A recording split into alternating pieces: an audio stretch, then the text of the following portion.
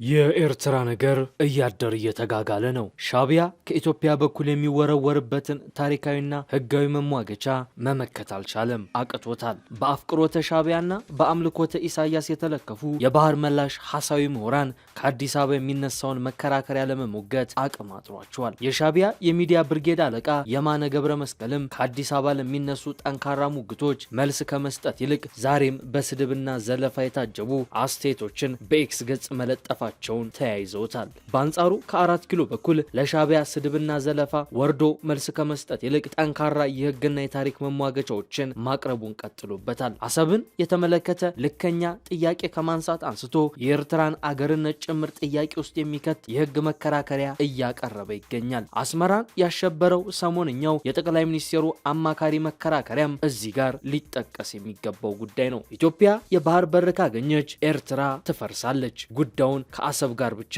አታያይዙት። ይህንን ያሉት ዲያቆን ዳንኤል ክብረት የጠቅላይ ሚኒስትሩ ቀኝ እጅ የቅርብ ሰውና አማካሪ ናቸው። ከደደቢት አንስቶ ለረጅም ዓመታት በህወሓት ታጋይነት ያሳለፉት ጀነራል ዮሐንስ ገብረ መስቀል በበኩላቸው በቅርቡ ለንባብ ባበቁት አዙሪት መጽሐፋቸው ሻቢያ ዋነኛ ጠላታችን ትግራይ ናት ብሎ ያስተምር ነበር ሲሉ ሻቢያ ትግሬ ጠል መሆኑን በማስረጃ ጽፈዋል። ሻቢያ ከመቼውም ጊዜ በላይ እርቃኑን ቀርቷል። ለዓመታት በኢትዮጵያ በአማራ ኦሮሚያና ትግራይ ላይ ያለውን ህልምና ሴራ የተጋለጠበት ወቅት ላይ ተገኝቷል። ህልውናውም ቢሆን ቅርቃር ውስጥ ወድቋል። ሻቢያ የካይሮ ፈረስ ሆኖ የገነጠላት ኤርትራን ህልውናዋ ሊከስም የሚችልበት እድል እንዳለ ተጠቁሟል። ዳንኤል ክብረት የመዘዙት ካርድም ይኸው ነው። ኤርትራን ቅርቃር ውስጥ ብሎም ህልውናዋን የሚገዳደር ጉዳይ ከ4 ኪሎ በኩል ተሰምቷል። የጠቅላይ ሚኒስትሩ የማህበራዊ ጉዳዮች አማካሪ እንዲሁም የቅርብ ሰው ዲያቆን ዳንኤል ክብረት ኤርትራ ላይ አደገኛውን ካርድ መዥርጠውታል። ኢትዮጵያ ባህር በር ካገኘች ኤርትራ የአገርነት ትርጉሟን ታጣለች፣ ትፈርሳለች። ጉዳዩን ከአሰብ ጋር አታያይዙ ሲሉ ነው አማካሪው የተደመጡት። ኤርትራ የተገነጠለችው ኢትዮጵያ የባህር በር እንድታጣ ታስቦ ነው። ኢትዮጵያ የባህር በር ስታገኝ ኤርትራ የሆነችበት ምክንያት ይፈርሳል። ኤርትራ እንድትሆን ያደረጋት መነሻውና ሌሎች ሀገራትም የተቀበሉት ደግሞ ኢትዮጵያ የባህር በር እንዳታገኝ ነው። ልክ ኤርትራ የባህር በር ካገኘች ለነዚህ አገራት ኤርትራ ምን ታደርግላቸዋለች በማለት ነው ዳንኤል ክብረት ጥያቄ አዘል አስተያየት ከሰሞኑ የሰጡት። እንደ ዲያቆን ዳንኤል ክብረት ትንታኔና መረዳት የኢትዮጵያ ጠላቶችና ባድዋ ድል ያኮረፉ ሀገራት ኢትዮጵያ ዝንተ ዓለሟን ከባህር ተገፍታ እንድትወጣ ኤርትራ እንድትገነጠል አድርጓል። ይህ የዳንኤል ክብረት ትንተና ልከኛና በታሪክ ሰነዶችም የተደገፈ ነው። ጀብሃም ሆነ ሻቢያ አፈጣጠራቸውን ብንመለከት ከግብጽ ጋር የተሰናሰለና የተሳሰረ ታሪክ እንዳላቸው እንመለከታለን። ጀብሃ ኤርትራ አረባዊት ናት፣ ከኢትዮጵያ መገንጠል አለባት ብሎ ነፍጥ ሲያነሳ ምስረታውን ያደረገው በካይሮ ፈርዖን ቤተ መንግስት ውስጥ ነው። በሁለት እግሩ እስኪቆምም ወፌ ቆመች እያለች የቀለበችው ፈርዖናዊቷ አገር ናት። በተመሳሳይ ኢሳያስ አፈወርቂ ከጀብሃ አንጃ ፈጥረው ሻቢያን ሲመሰርቱ እሽኮኮ ብላ ያሳደገቻቸው ግብጽ ናት። በተጨማሪም ሻቢያ ኤርትራን ሲገነጥል ግብጻዊው ቡትሮስ ጋሊ የተባበሩት መንግስታት ፕሬዝዳንት መሆኑ ጥሩ አጋጣሚ ፈጥሮለት ነበር። ስድስተኛው የተባበሩት መንግስታት ፕሬዝዳንት ግብጻዊ ቡትሮስ ጋሊ የተባበሩት መንግስታት በመሆን የተሾመው በጥር ወር በ1984 ዓመተ ምህረት ነበር። የግለሰብ ኤርትራ ሁሉንም የባህር በር በ1985 ወስዳ እንድትገነጠል በማመቻቸት ግንባር ቀደም ሚና የተጫወተ ነው። በሱ ቦታ ሌላ ሰው ቢሆን ኖሮ በዚህ ደረጃ ኢትዮጵያ ላይ ግፍ አይፈጸምም ነበር የሚለው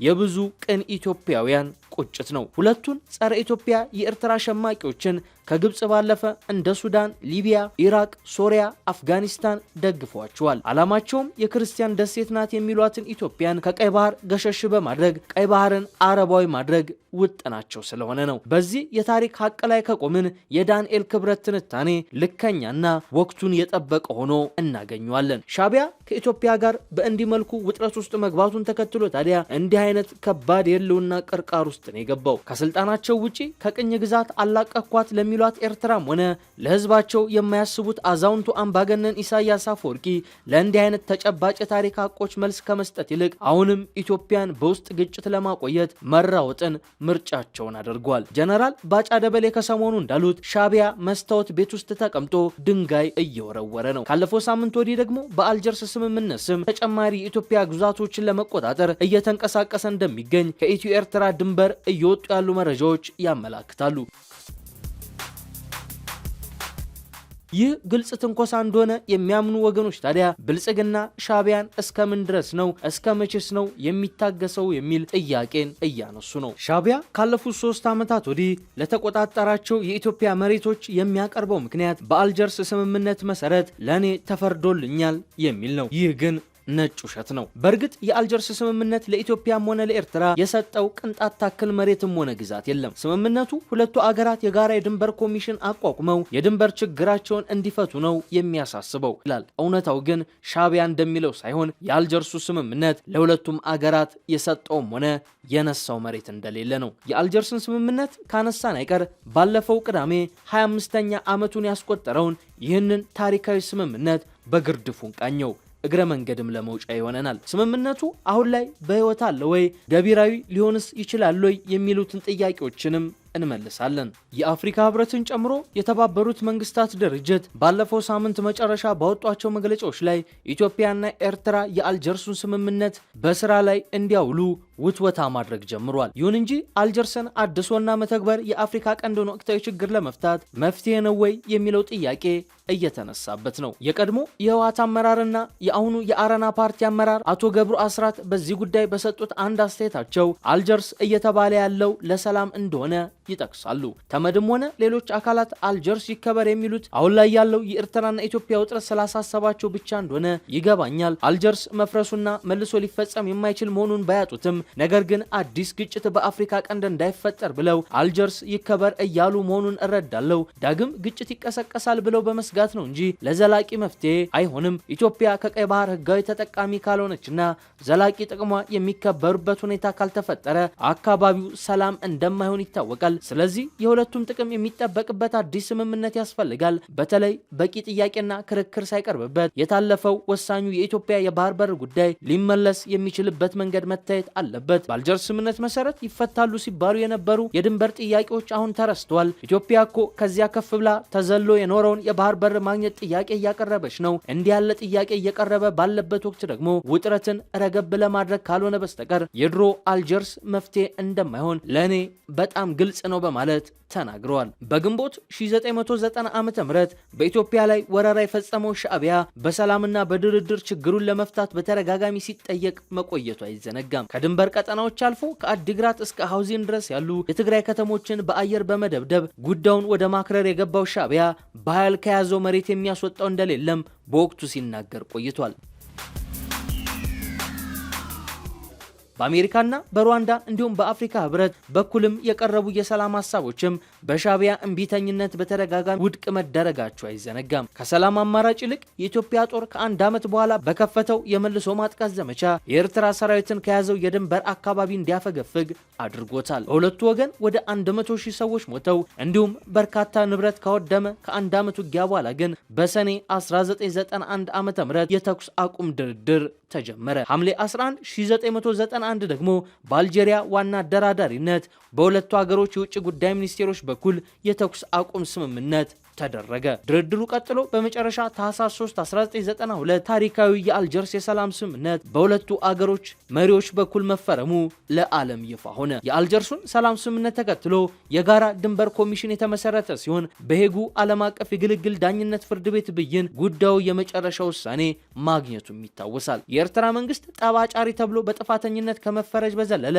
ለኢትዮጵያ ካሳና መሬት እንዲሰጥ ውሳኔ የተላለፈበትም ሲሆን የኢትዮጵያ መንግስትም እንዲሁ ካሳ ከመክፈል በተጨማሪ ለኤርትራ የሚገቡ መሬቶችን አሳልፎ እንዲሰጥ እንደተወሰነበትም የአልጀርስ ስምምነት ያሳያል። ይሁን እንጂ የካሳ ኮሚሽኑ ለሁለቱም የተወሰነው ካሳ እንዲከፈል ማድረግ ሳይችል ቀርቷል። የድንበር ኮሚሽኑም መሬት ላይ የሁለቱ ሀገሮች ድንበር ተሰምሮ እንዲካለል ማድረግ ሳይችል ፈርሷል። ስምምነቱን ገቢራዊ ለማድረግ በሁለቱ ሀገሮች ድንበር የሰፈረው የዓለም አቀፍ የሰላም ማስከበር ተልዕኮም ከአካባቢው ነቅሎ ወጣ። ይህን ተከትሎ አልጀርስ በስራ ላይ ሳይውል ቆየ። የሁለቱ ሀገሮች ግንኙነትም ለሁለት አስርት ዓመታት በውጥረት እንዲቀጥል የሚያደርግ ሁኔታን ፈጠረ። በኢትዮጵያ የመጣውን የፖለቲካ ለውጥ ተከትሎ ግን ከ7 ዓመት በፊት በጠቅላይ ሚኒስትር አብይ አህመድ አነሳሽነት በሁለቱ ሀገሮች መንግስታት መካከል ዳግም እርቅ ቢፈጠርም ይህ ሁኔታ ደግሞ የሰሜን ኢትዮጵያው ጦርነት መቀስቀስን ተከትሎ ሳይዘልቅ ተሰናክሏል። በጦርነቱ የኤርትራ ጦር ከኢትዮጵያ መንግስት ጎን ቢሰለፍም ከፕሪቶሪያ ሰላም ስምምነት በኋላ ግን የሁለቱ ሀገሮች ግንኙነት መሻከሩ